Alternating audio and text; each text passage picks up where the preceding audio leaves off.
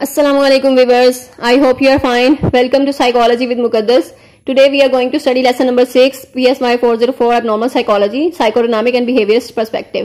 Last time हमने biological perspective use किया था बिहेवियर को समझने के लिए, यानी किसी भी बिहेवियर एबनॉर्मल बिहेवियर को उसकी एक्सप्लेनेशन जो है वो उसकी बिहेवियरल बायोलॉजिकल पर्सपेक्टिव से दी गई. एंड देन नाउ आज हम साइकोडायनामिक पर्सपेक्टिव पढ़ेंगे, यहाँ बिहेवियरिस्ट पर्सपेक्टिव होगा. तो साइकोडायनामिक पर्सपेक्टिव जो है वो एक मॉडर्न साइकोलॉजिकल मॉडल था. ठीक है, इसमें जो सबसे पहले ह्यूमन बिहेवियर को जो नॉर्मल है एबनॉर्मल है उसको डिस्क्राइब करने के लिए जो साइकोलॉजिकल फोर्सेस हैं, जो कॉन्शियस मतलब अवेयर हैं आपके नहीं, तो कॉन्शियस या अनकॉन्शियस वगैरह ये इस तरह की टर्म्स वगैरह यूज की गई हैं जो कि सिगमंड फ्रॉइड ने दी थी. और जो फाउंडर हैं साइकोडायनामिक थ्योरी के, साइकोएनालिटिक थ्योरी के, उन्होंने कहा था 3 लेवल्स होते हैं माइंड के, जिसमें कॉन्शियस है, प्री कॉन्शियस है, अनकॉन्शियस है. तो कॉन्शियस में आप अवेयर होते हैं अपनी थॉट से, फीलिंग से, मेमोरीज से. अनकॉन्शियस में आप किसी चीज से भी अवेयर नहीं होते, बल्कि वो हिडन होती हैं. ठीक है, आपकी अवेयरनेस से दूर होती हैं. जबकि प्री कॉन्शियस में वो आप अवेयर नहीं होते, लेकिन आप उसको कॉन्शियस लेवल पर लेकर आ सकते हैं थोड़ी सी एफर्ट के साथ.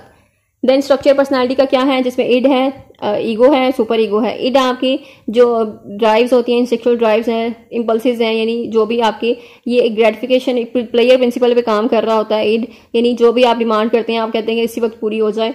तो ईगो है, ईगो जो है वो आपकी जो रियलिटी प्रिंसिपल है उस पर काम कर रहा होता है और रीजनिंग वगैरह देता है, यानी कि एक जो सोशल आपकी जो सोसाइटी है, नॉर्म स्टैंडर्ड्स वगैरह उसको आप फॉलो करते हैं, तो या कानून वगैरह को फॉलो करते हैं. तो ईगो जो है वो उसको मीडिएट कर रहा होता है इड और सुपर ईगो के रिलेशन को. यानी सुपर ईगो जो है वो बहुत ज्यादा साइकोलॉजिकल जो फोर्स है, आपकी जो पर्सन की वैल्यूज हैं, ठीक है, वो सुपर ईगो में आती हैं. यानी कि जो आपका जमीर है, ठीक है, जो जजमेंट वगैरह है, आपके जो स्टैंडर्ड्स हैं, वो आपके जो सुपर ईगो में आते हैं. तो ये ईड जो है वो या ईगो जो है वो ईड और सुपर ईगो को मैनेज कर रही होती है. यानी ईड जो है वो बहुत इंटेंस लेवल पे है और एक तरफ सुपर ईगो जो है वो इंटेंस लेवल पे है. लेकिन ईगो जो है वो मीडिएट कर रही है और ईगो जो है वो बैलेंस कर रही है, और ईगो जो है वो उसको पर्सनालिटी को बैलेंस करने में, उसके मतलब रिलेशनशिप को करने में, सही करने में ईगो जो है वो उसका बहुत इंपॉर्टेंट रोल है. And then development of personality. अब पर्सनालिटी की डेवलपमेंट मतलब उसके स्टेजेस क्या है, फ्राइड के मुताबिक इन्होंने डिफरेंट स्टेजेस दी थी और स्टेजेस के बारे में बताया था कि हर स्टेज जो है एक उस पर अगर फिक्सेशन हो जाती है, अगर एक इंसान स्ट्रक हो जाता है, तो वो सारी जिंदगी जो है वो स्टेज का जो फिक्सेशन हो गई है तो उस स्टेज पे ही रहेगा. एंड लाइक ओरल स्टेज पे अगर फिक्सेशन होती है तो ओरल स्टेज का एरोजेनस जो जोन है, यानी जो प्लेयर जोन है उसका, वो उसका माउथ है बेबी का. तो जो इसके मतलब कि एक ओरल स्टेज की ड्यूरेशन कितनी है वो इंपॉर्टेंट है. और इसमें फिर अगर उसका जो माउथ का जो एरोजेनस जोन है, यानी प्लेयर जोन है उसका, और जिससे वो सकिंग, बाइटिंग वगैरह चीविंग करके जो प्लेयर जो है वो सीख कर रहा होता है, अगर वो उसका वो पूरे ना हो, सेटिस्फेक्शन ना हो, ग्रेटिफिकेशन ना हो, तो उसमें जो है वो अगर फिक्सेशन हो जाती है इस लेवल पे, तो सारी जिंदगी जो इंसान को ईटिंग डिसऑर्डर्स हो सकते हैं और डिफरेंट स्मोकिंग वगैरह कर सकता है वो. तो ये है फिक्सेशन होने से डिफरेंट जो डिसऑर्डर्स हो सकते हैं उसकी बाद की लाइफ पे. एनल स्टेज है, एनल स्टेज पे आपकी जो टॉयलेट ट्रेनिंग है वो स्टार्ट हो जाती है 18 to 36 मंथ तक. और इसमें जो अगर टॉयलेट ट्रेनिंग हार्श हो तो फिर भी आपकी पर्सनालिटी जो है वो बहुत ज्यादा पर्सनालिटी जो है अच्छी नहीं होगी, आप कंट्रोल करना चाहेंगे हर चीज को. ठीक है, तो देन फेलिक स्टेज है. फेलिक स्टेज 3 से 6 ईयर्स तक होती है, जिसमें आपके जो भी इसमें एडिपस कॉम्प्लेक्स है या इलेक्ट्रा कॉम्प्लेक्स है वो डेवलप होता है. यानी अगर एक जो है वो मेल चाइल्ड है तो वो उसका अपनी मदर की जानिब ज्यादा अट्रैक्शन होगी उसकी, अगर फीमेल चाइल्ड है तो उसकी फादर की जानिब अट्रैक्शन होगी. एंड देन लेटेंसी स्टेज है. लेटेंसी स्टेज 6 ईयर से ऑनवर्ड होती है, और इसमें जो जितने भी आपके जो सेक्सुअल एक्टिविटीज हैं उनमें ज्यादा आपका अवेयरनेस नहीं होती और आप दूसरी एक्टिविटीज में ज्यादा टाइम स्पेंड करते हैं, सोशल एक्टिविटीज में. एंड देन जेनिटल में आप यानी पुबर्टी से ऑनवर्ड की जो स्टेज होती है ये वो है जिसमें आप सेक्सुअल इंटरेस्ट वगैरह आपकी मैच्योरेशन हो जाती है, आपके हार्मोन्स जो है उस तरह रिलीज होना शुरू हो जाते हैं. तो ये सारे स्टेजेस थी जो फ्राइड ने दी थी, इंपॉर्टेंट है क्वेश्चन के हवाले से भी आपके, और इसमें एमसीक्यूज भी आ सकते हैं. एंड देन डिफेंस मैकेनिज्म जो फ्राइड ने दिए थे, यानी आपने जो एंग्जाइटी से बचने के लिए जो भी अनएक्सेप्टेबल जो ईड की जो इम्पल्सिस होती हैं जिसको अवॉइड करना है आपने और उसको कम करना है, तो एंग्जाइटी जो है वो उससे अराउज होती है, तो उसके लिए आप एक डिफेंस मैकेनिज्म यूज करते हैं.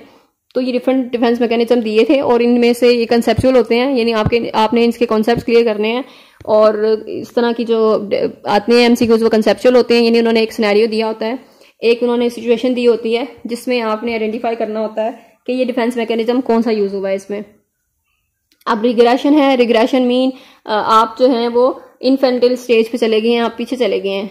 ठीक है, और यानी बच्चों की तरह बिहेव कर रहे हैं, आप बच्चों की तरह रोना शुरू कर दिया आपने, तो ये सारी चीज़ें रिग्रेशन डिफेंस मैकेनिज्म, यानी आप उससे फिर आप रिलैक्स फील करते हैं, आप जो है वो एंग्जाइटी आपकी कम होती है। रिएक्शन फॉर्मेशन में क्या होता है, आपने अपना रिएक्शन जो है वो बनाना, यानी बिहेवियर चेंज करना। आप किसी इंसान को पसंद नहीं करते लेकिन आप उसके सामने इस तरह रिएक्ट करते हैं जैसे आप उसको बहुत पसंद करते हैं, तो ये रिएक्शन फॉर्मेशन है। देन प्रोजेक्शन है। प्रोजेक्शन मीन्स आप अपनी जो भी आप दूसरों से नाराज हैं लेकिन आप इस तरह शो करते हैं जैसे दूसरे आपसे नाराज हैं, आप कहते हैं कि मैं तो नाराज नहीं हूं लेकिन आप मुझसे नाराज हैं, तो ये प्रोजेक्शन है।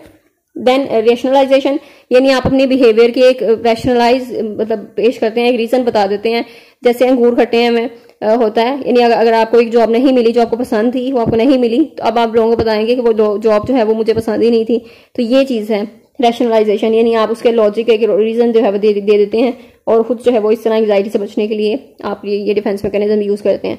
डिस्प्लेसमेंट मीन आप अगर आपका बॉस जो है वो एंग्री है बहुत ज्यादा आप पर, उसने आपको बहुत ज्यादा डांटा है, आप घर पर जाके फिर अपने बीवी बच्चों को डांटेंगे, तो ये है डिस्प्लेसमेंट, यानी आप अपने इमोशंस को एक जगह कंट्रोल कर लेते हैं और फिर दूसरी जगह पर उस इमोशंस को रिलीज करते हैं।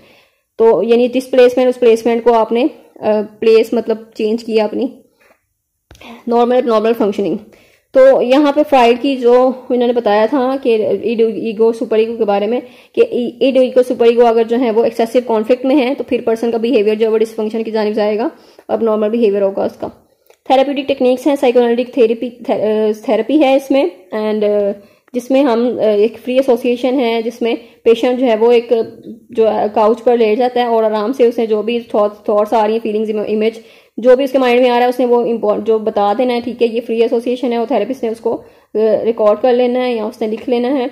एंड रेजिस्टेंस तब होती है यानी कि जब क्लाइंट जो है बोलता बोलता चुप कर जाए, ठीक है, किसी रेजिस्ट कर जाए, किसी इन्फॉर्मेशन को शेयर ना करना चाहे, तो ये वहां पर एनालाइज करना एक क्लाइंट को कि कहाँ पर रेजिस्टेंस आ रही है, प्रॉब्लम कहाँ पे है, वही प्रॉब्लमेटिक एरिया है। देन ट्रांसपेरेंस होती है, यानी क्लाइंट्स के जो इमोशंस या पॉजिटिव या नेगेटिव फीलिंग्स होती हैं, जो भी उसके सिग्निफिकेंट पर्सन उसकी लाइफ में होता है उसकी जानिब, तो वो फिर ट्रांसफर कर जाती हैं थेरेपिस्ट की तरफ, तो ये ट्रांसफरेंस है। ड्रीम इंटरप्रिटेशन में हम ड्रीम्स को जो रॉयल रोड है अनकॉन्शियस का इंपॉर्टेंट एमसीक्यूज है ये, तो ड्रीम्स की इंटरप्रिटेशन करना, उसको देखते हैं कि हम ड्रीम में जो है वो क्या चीज बताई गई है, क्या है अनकॉन्शियस डिजायर, जो विशेज हैं वो ड्रीम्स में शो होती हैं अकॉर्डिंग टू फ्राइड, तो उसको फिर हम देखते हैं कि इंसान के अनकॉन्शियस में क्या है through the dreams. And then catharsis वही आप फिर रिलीजिंग ऑफ इमोशंस, यानी आप इमोशंस को रिलीज करते हैं। और पोस्ट फ्राइडियंस हैं, उसके बाद कार्ल यूंग है, अल्फ्रेड एडलर है। कार्ल यूंग जो है वो एनालिटिकल साइकोलॉजी है कि उन्होंने काम किया है, एंड देन अल्फ्रेड एडलर ने काम किया इंडिविजुअल साइकोलॉजी पे, और कार्ल यूंग जो है वो उनका कॉन्सेप्ट आर्किटाइप्स कलेक्टिव अनकॉन्शियस पे था। एक्सट्रावर्जन इंट्रोवर्जन ये वर्ड एसोसिएटर्स दिया उन्होंने। अल्फ्रेड एडलर ने बर्थ ऑर्डर के बारे में बताया था और इम्पोर्टेंट कंट्रीब्यूशन थी ये उनकी, इम्पोर्टेंट है ये एमसीक्यूज के हवाले से। फिर बिहेवियर पर्सपेक्टिव है, बिहेवियर पर्सपेक्टिव में जो बिहेवियर्स का बिलीव था कि हमारे जो बिहेवियर हैं वो एक्सपीरियंसेस जो है हमारे लाइफ में एक्सपीरियंसेस से ही बनते हैं, ठीक है, जो भी हम लर्न करते हैं जो बिहेवियर, तो वो हमारे इन्वायरमेंटल फैक्टर्स होते हैं, ठीक है, जिससे हम सीखते हैं, तो जो भी ये हमारा बिहेवियर है वो हमारा लर्नड एक्सपीरियंस है। तो नेक्स्ट है कंडीशनिंग का, तो इस तरह इन्होंने एक्सप्लेन किया था बिहेवियर को। और कंडीशनिंग में जैसे कि लर्निंग प्रिंसिपल्स हैं कंडीशनिंग पे बेस करते हैं, और इसमें क्लासिकल कंडीशनिंग है जो फेमस है, यानी कि हम जो हमारी लर्निंग होती है वो एसोसिएशन से होती है, दो इवेंट्स को हम एसोसिएट कर लेते हैं आपस में और उससे फिर हमारी लर्निंग होती है। इवान पैवलोव है, इन्होंने जो क्लासिकल कंडीशनिंग दी थी, और ये बहुत इंपॉर्टेंट जो है वो एक क्लासिकल कंडीशनिंग का जो मेथड है, और ये पूरा पैराग्राफ इंपॉर्टेंट है। देन ऑपरेंट कंडीशनिंग है, बी एफ स्किनर ने ऑपरेंट कंडीशनिंग का बताया था कि जिसमें किसी भी रिस्पॉन्स को आप जब करते हैं रीइंफोर्स करते हैं, देन वो रिस्पॉन्स जो है वो पक्का हो जाता है। जैसे कि किसी बच्चे को आप कैंडीज वगैरह देते हैं कोई अच्छे काम करने पे, तो वो अच्छा काम वो जो कंटिन्यू करता है उस बिहेवियर को दोबारा करता है ताकि उसको रीइंफोर्समेंट या रिवॉर्ड उसको मिल सके। सो ये है इसमें कुछ इसके प्रिंसिपल्स हैं ऑपरेंट कंडीशनिंग के। इमीडिएसी या रिवॉर्ड जो है वो आपने उसी टाइम देना है। कंसिस्टेंसी, वो कंसिस्टेंट होना चाहिए, यानी कि हर जब वो बिहेवियर करे तब उसको मिलना चाहिए, अदरवाइज जो बिहेवियर है वो खत्म हो जाएगा। रीइंफोर्समेंट, यानी आपने उसको रीइंफोर्स करना है, जो बिहेवियर है उसके कॉन्सिक्वेंसेस सेटिस्फाइंग है अगर, तो वो बिहेवियर दोबारा किया जाता है, ठीक है। उसको रीइंफोर्स अगर करें हम, तो अगर बच्चे ने अच्छा काम किया उसकी आप अप्रिसिएट करें उसको, ठीक है, तो वो बिहेवियर वो दोबारा करेगा। तो ये है एक कि अच्छा कॉन्सिक्वेंस हो बिहेवियर का, तो वो दोबारा रिपीट किया जाता है, दोबारा रिपीट किया जाता है। तो अगर रीइंफोर्सिंग नेगेटिव भी होती है, पॉजिटिव भी होती है। पॉजिटिव मतलब रीइंफोर्स कि उसी को कोई पसंदीदा चीज़ उसकी दे देना। नेगेटिव रीइंफोर्समेंट होती है कोई नापसंदीदा चीज़ उसे ले लेना बच्चे से, जैसे कि उसको पेन है कहीं पे भी तो उसको जो है वो कोई टैबलेट वगैरह दे देना, तो ये नेगेटिव रीइंफोर्समेंट है।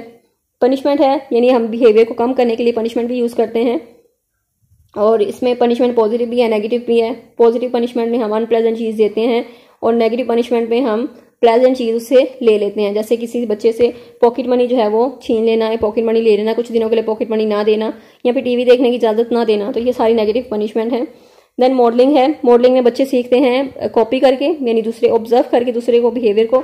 जैसे एक गर्ल है वो अपने फादर को ऑब्जर्व करेगी कि उससे वो डॉग से जो है वो डर रहे हैं, तो गर्ल भी इस तरह वो फोबिक हो जाएगी या फियर ऑफ डॉग्स उसमें आ जाएगा। तो ये है उसका learn behaviour. So I hope I made it clear. मिलते हैं नेक्स्ट लेक्चर में। टिल देन टेक केयर, अल्लाह हाफिज।